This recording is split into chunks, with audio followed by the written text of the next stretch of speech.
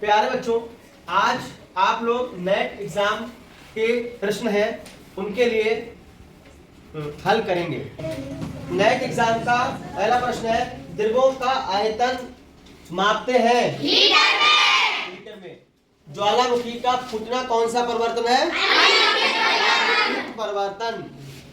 Football match देखने के लिए समय का ज्ञान आप किस घड़ी से करेंगे? ग्राम घड़ी से।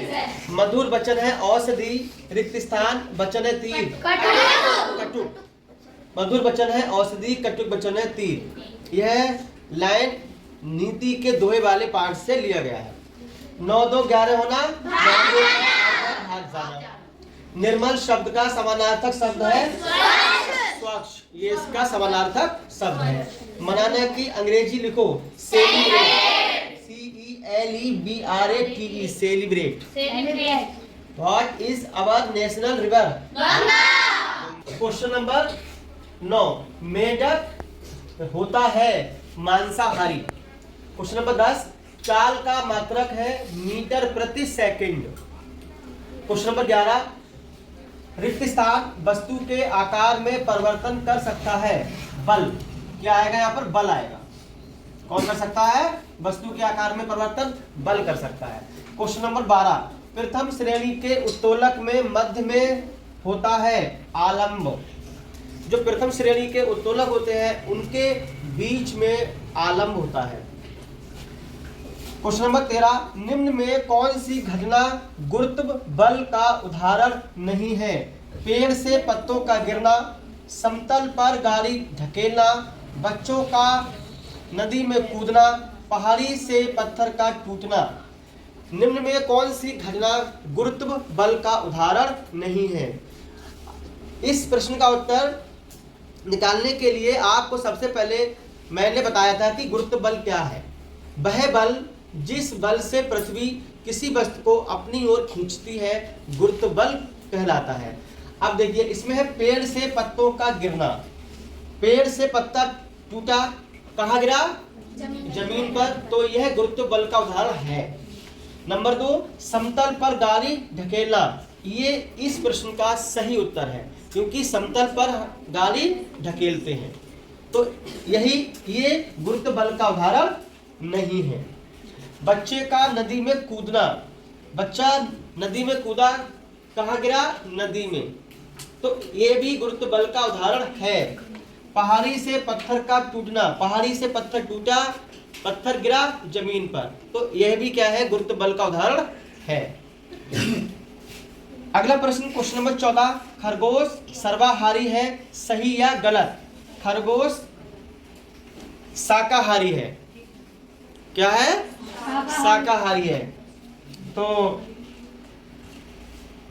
इसका सही उत्तर हो गया शाकाहारी। मतलब खरगोश सर्वाहारी है, गलत है। क्या है इसका उत्तर?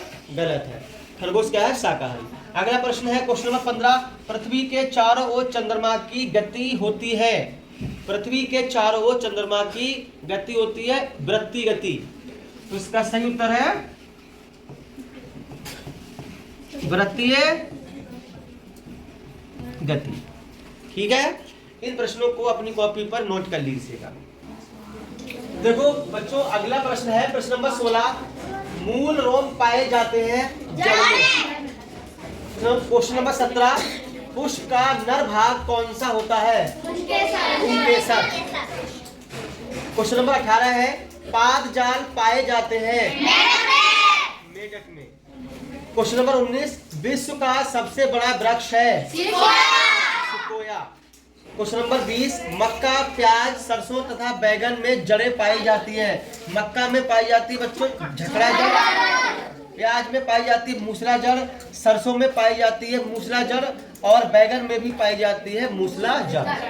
अगला प्रश्न है 21, वायु में रिक्त स्थान ऑक्सीजन होती है 21%। नंबर 23 है, पृथ्वी का कितना भाग जल से घिरा है? लगभग 2/3 भाग जल से घिरा होता है। क्वेश्चन नंबर 24, प्राकृतिक जल का शुद्धतम रूप है वर्षा का जल। क्वेश्चन नंबर 25, शुद्ध जल होता है रंगहीन, गंधहीन, स्वादहीन तथा पारदर्शी। क्वेश्चन नंबर 26, एक खाली गिलास में रिक्त स्थान भरी होती है वायु। क्वेश्चन नंबर 27, किसी तनी हुई कमानी की ऊर्जा है यांत्रिक ऊर्जा। क्वेश्चन नंबर 28, कार्य का मात्रक है जूल। क्वेश्चन नंबर 29, पटाखे में किस प्रकार की ऊर्जा होती है ध्वनि ऊर्जा। क्वेश्चन नंबर 30, पेज पर छापने के लिए प्रयोग होता है प्रिंटर। प्रिंटर से पेज पर छाप सकते हैं। ये 30 प्रश्न हो गए आपके, ठीक है। नेट एग्जाम का अगला प्रश्न है प्रश्न नंबर 31, 9999 की अनुवर्ती संख्या है। आप क्या करेंगे, 9999 में एक जोड़ देंगे। 9999 में एक जब जोड़ेंगे तो आ जाएगा 10,000, क्योंकि अनुवर्ती संख्या में किसी भी संख्या में एक जोड़ देते हैं। अगला प्रश्न है प्रश्न नंबर 32, एक टोकरी में 50 आम है तथा दूसरी टोकरी में X आम है। बताइए पहली टोकरी में दूसरी टोकरी से कितने आम अधिक हैं। तब हम क्या करेंगे, पहली टोकरी में दूसरी टोकरी से कितने आम अधिक है को निकालने के लिए पहली टोकरी के आमों में से दूसरी टोकरी के आमों की संख्या को घटा देते हैं। तो हमारा उत्तर आ गया 50 माइनस X आम। प्रश्न नंबर 33, एक कक्षा में X विद्यार्थी है जिनमें 1/4 बालिकाएं हैं। बताइए उस कक्षा में कितनी बालिकाएं हैं। कक्षा में कुल विद्यार्थियों की संख्या कितनी है बच्चों, X, और बालिकाओं की संख्या कितनी है 1/4। 1/4 का अर्थ हो गया 1/4। इसलिए कक्षा में बालिकाओं की संख्या बराबर हो गई X/4। समझ में आ गया, ठीक है। अगला प्रश्न है, दिए गए चित्र में एक वर्ग की भुजा a सेंटीमीटर है, वर्ग का परिमाप ज्ञात करो। ये एक चित्र दिया गया है, ये जो आकृति दी गई है ये आकृति वर्ग की है। वर्ग की एक भुजा a सेंटीमीटर है, तब हमें इसका क्या निकालना है, वर्ग का परिमाप निकालना है। जब इसकी ये वाली भुजा a सेंटीमीटर होगी तब ये वाली भी भुजा a सेंटीमीटर होगी, और ये वाली भुजा भी a सेंटीमीटर होगी, और ये भुजा भी a सेंटीमीटर होगी, क्योंकि वर्ग की 4 भुजाएं कैसी होती है, बराबर होती है। इसलिए वर्ग का परिमाप बराबर हो गया a plus a plus a plus a बराबर 4a। या हम इसको सूत्र की सहायता से भी ज्ञात कर सकते हैं। वर्ग का परिमाप का सूत्र होता है 4 गुणा भुजा बराबर 4 गुणा भुजा बराबर 4a सेंटीमीटर। इस तरह से हम वर्ग का परिमाप ज्ञात कर सकते हैं। अब इसी प्रश्न में एक हमारा और प्रश्न बन जाता है, अगर हमें वर्ग का क्षेत्रफल निकालना है तो वर्ग के क्षेत्रफल का सूत्र होता है भुजा की घात 2। तब आ जाएगा वर्ग का क्षेत्रफल a की घात 2 सेंटीमीटर स्क्वायर। प्रश्न नंबर 35 है, गोले का पृष्ठ होता है वक्र। गोले का पृष्ठ कैसा होता है, वक्र होता है। प्रश्न नंबर 36, समतल में स्थित 2 बिंदुओं से होकर रिक्त स्थान रेखा खींची जा सकती है 1। क्योंकि अगर समतल में 2 बिंदु स्थित है तब उनसे होकर एक ही रेखा खींची जा सकती है।